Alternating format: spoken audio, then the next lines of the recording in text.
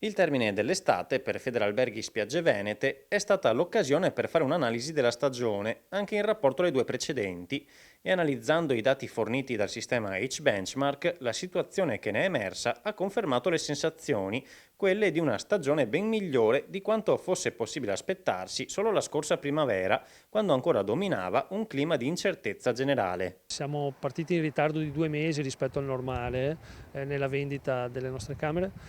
Questo ritardo è dovuto ovviamente a un regime di incertezza totale, che è quella che abbiamo sempre cercato di combattere fin da subito, perché senza certezze non si programma. Quando si è iniziato a dare la prospettiva della possibilità di fare vacanza quest'estate, c'è stata un'impennata vera e propria a giugno, direi, che ha fatto sì appunto di raggiungere quei numeri per quanto riguarda luglio-agosto e anche la prima metà di settembre. Tanti i fattori che hanno premiato le strutture della costa, dal grande lavoro svolto nel 2020 per garantire la sicurezza agli ospiti, all'ancora scarso utilizzo dei mezzi di trasporto a lunga percorrenza, che hanno premiato il turismo di prossimità, nazionale e non. Certamente insomma, noi siamo la porta d'ingresso per tutto il mercato austriaco-tedesco, ma anche dell'est, sebbene in parte è mancato. Sono dei dati che ci stanno dicendo anche di una grande opportunità che le destinazioni hanno di vendersi direttamente, se magari avessero forse un po' più di coraggio ad abbandonare, non dico del tutto, ma dei sistemi di intermediazione che oggi sono presenti sul mercato in maniera significativa, ma che ci hanno detto,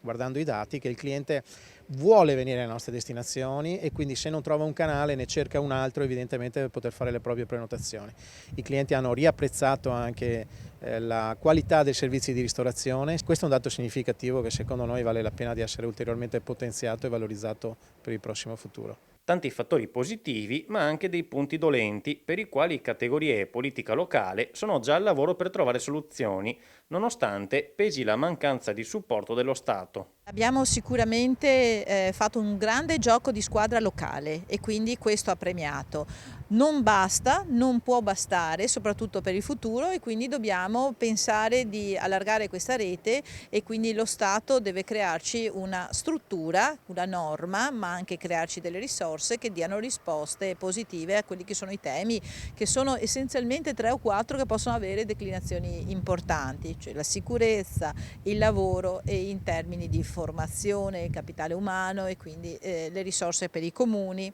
Questi i temi su cui noi ci stiamo confrontando. Entusiasta dunque il punto d'arrivo di questo 2021, sebbene non manchino i punti su cui lavorare per il 2022 già da quest'autunno, ovvero il reperimento dei collaboratori. Non possiamo e non dobbiamo dare la colpa al Covid e neanche al solo reddito di cittadinanza, cosa sulla quale spesso si dibatte. È un insieme di fattori, in primis anche fattori culturali che riguardano le aziende e la possibilità di far carriera all'interno delle nostre aziende.